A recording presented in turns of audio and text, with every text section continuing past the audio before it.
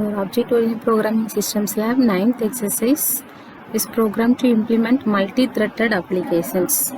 Multi-threaded applications implement பண்ண போறோம். So த்ரெட்டுனாலே some job, ஏதாவது ஒரு ஜாப் அல்லது ஒரு ஒர்க்கு. ஸோ மல்டி த்ரெட்டுங்கும் போது நமக்கு வந்து ஒரே டைமில் அட் ஏ ரன்னிங் டைமில் நம்ம வந்து மல்டி ஜாப்ஸை நம்ம எப்படி பண்ண போகிறோம் அப்படிங்கிறத பார்க்க போகிறோம். ஒரு கிளாஸ் கிரியேட் பண்ண போகிறோம், ஈவன் அப்படிங்கிற கிளாஸ் நேம். இது இம்ப்ளிமெண்ட்ஸ் பண்ணுது first thread. Implements first thread computes the square of the number. So ஒரு நம்பருக்கு ஸ்கொயர் கண்டுபிடிக்க போகுது. இல்லை ரன் ஆஃப் மெத்தடும் இருக்குது. கிளாஸ் இன்னொரு ஆட் அப்படிங்கிற ஒரு கிளாஸும் நம்ம கிரியேட் பண்ண போகிறோம். ஸோ ஆடுங்கிற கிளாஸ் நமக்கு கிடைச்சது, இன்புட்டாக கிடைச்சதுன்னா it will computes the cube of the numbers. அந்த நம்பருடைய கியூபிக்ஸ் வேல்யூஸை ஃபைண்ட் பண்ண போகுது. So okay, multi thread. So இதில் த்ரெட்டிங்ஸ்னாலே நிறைய மெத்தட்ஸ், ஸ்லீப் ஆஃப் மெத்தட்ஸ் அப்படிங்கிறத இதில் வைக்க போகிறோம். So interrupt method, yield method, இந்த மாதிரியான சம் பில்டின் மெத்தட்ஸ் எல்லாமே த்ரெட் அப்படிங்கிற கிளாஸஸ்குள்ளே இருக்குது. ஸோ நம்ம வந்து எப்போவுமே பேக்கேஜஸ் அல்லது கிளாஸஸ் அல்லது ஆப்ஜெக்ட்ஸ் இது எல்லாத்தையுமே நம்மளும் கிரியேட் பண்ணலாம், யூசர் டிஃபைன்ஸும் கிரியேட் பண்ணலாம்.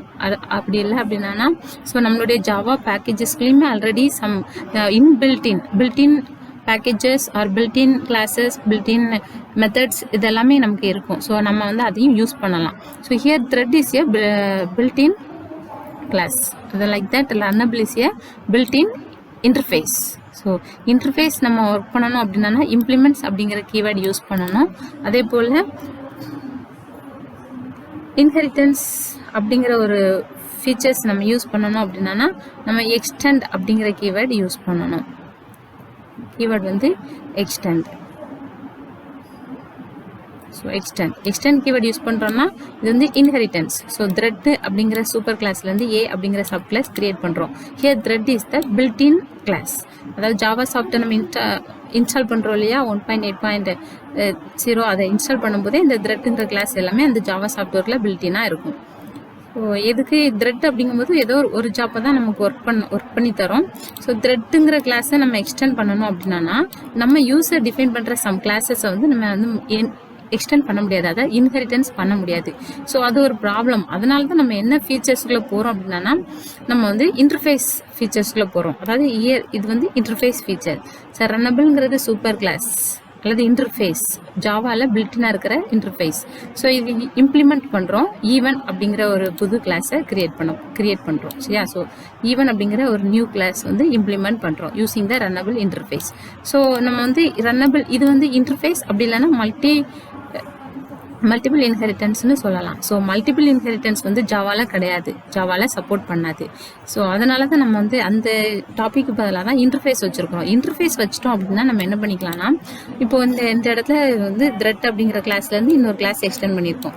ஸோ நம்ம மறுபடியும் இந்த இன்டர்ஃபேஸ் யூஸ் பண்ணிட்டோம் அப்படின்னா நம்ம என்ன பண்ணிக்கலாம் அப்படின்னா நிறைய கிளாஸஸ் வந்து புதுசாக டெரைவ் பண்ணிக்கலாம். நம்ம புது கிளாஸ் ஆடு, ஈவன் அப்படின்னு புது கிளாஸ் நம்ம என்ன பண்ணிக்கலாம், டெரைவ் பண்ணிக்கலாம்.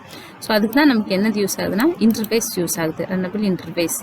ஓகேவா? ஸோ மல்டிபிள் இன்ஹெரிட்டன்ஸ் அப்படி இல்லைன்னா இன்டர்ஃபேஸ் அப்படின்னு நம்ம சொல்லிக்கலாம். ஸோ இதில் வந்து ஈவன் அப்படிங்கிற ஒரு மெத்தட் இருக்குது, அப்புறம் வாய்ட்ங்கிற மெத்தட் இருக்குது. ஸோ திஸ் கீவேர்டு வந்து எப்போவுமே என்ன பண்ணோன்னா ஒரு ஆப்ஜெக்டை புதுசாக நமக்கு இன்ஸ்டன்டியேட் பண்ணி விடுறதுக்கு யூஸ் ஆகுது. So this object it indicates the currently instantiate object. கரண்ட்டாக என்ன ஆப்ஜெக்ட் இன்ஸ்டன்ட் பண்ணுறோம், ஸோ எக்ஸுங்கிற ஆப்ஜெக்ட் இன்ஸ்டன்டேட் ஆகுது அப்படின்னா அந்த திஸ் கீவேர்டை யூஸ் பண்ணி நம்ம வந்து என்ன பண்ணுவோம்னா ரெப்ரசன்ட் பண்ணுவோம். ஸோ இதில் வந்து ஸோ மல்டிபிள் த்ரெட்டிங் தான் நம்ம இதில் வந்து பார்க்குறோம். மல்டிபிள் த்ரெட்டிங் அப்படின்னாலே நம்ம என்ன பண்ணிடணும்னா இன்டர்ஃபேஸ் கொண்டு வந்துடணும். ஈவன் நம்பராக இருந்தது அப்படின்னா அதனுடைய ஸ்கொயரை நமக்கு ஃபைண்ட் பண்ணி தருது. ஸோ இங்கே வந்து ஆட் அப்படிங்கிற கிளாஸ் இம்ப்ளிமெண்ட்ஸ் பண்ணுறோம் using ரன்னபிள்ங்கிற interface. Okay,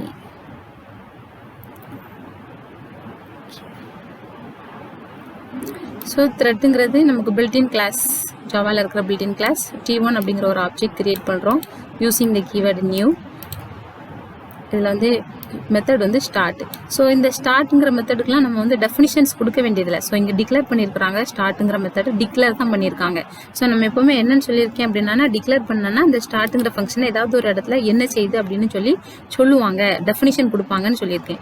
here no need to define the start function because the start function is built in presented inside the thread class.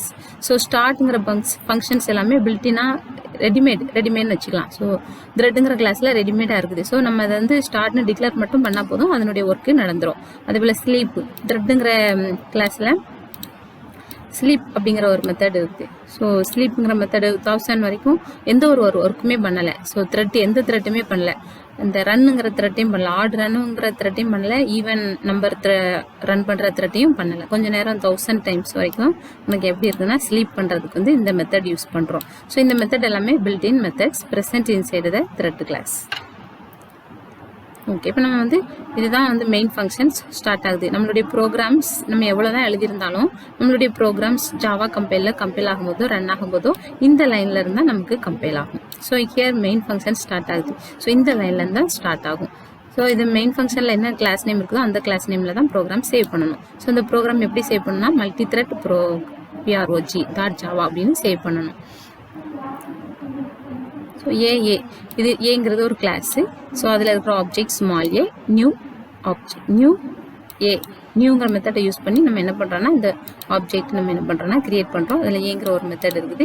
So இந்த ஆப்ஜெக்ட் ஏங்கிறத வச்சு மெத்தடை கால் பண்ணுறோம். ஸ்டார்ட்டுங்கிறது மெத்தட். ஸோ ஒரு மெத்தடை கால் பண்ணணும்னா ஜாவாவில் நம்ம எப்படி கால் பண்ணணும்னா ஆப்ஜெக்ட் டாட் மெத்தட், இதுதான் சின்டெக்ஸ், இப்படி தான் கால் பண்ணணும். ஸோ ஆப்ஜெக்ட் ஹியர் ஏ, மெத்தடோட நேம் வந்து start.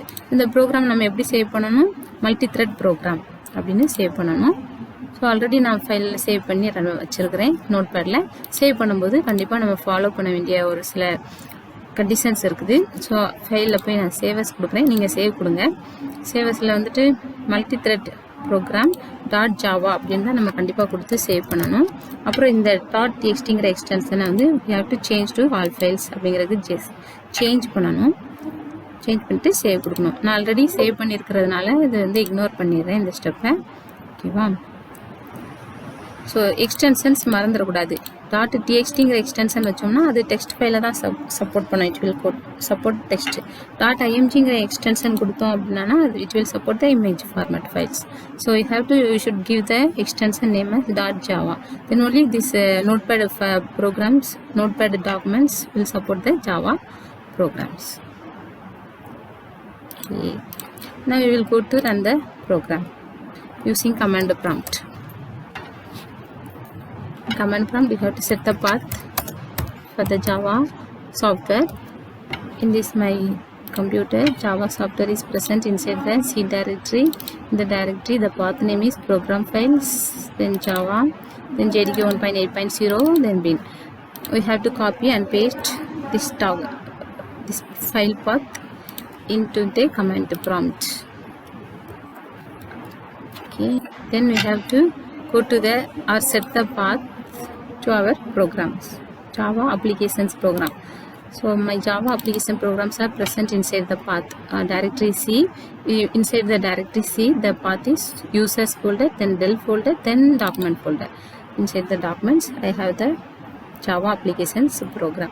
So we have to move from the Del folder to document folder. For that, I am giving the command is command directory. CD means CD expansion is command directory space.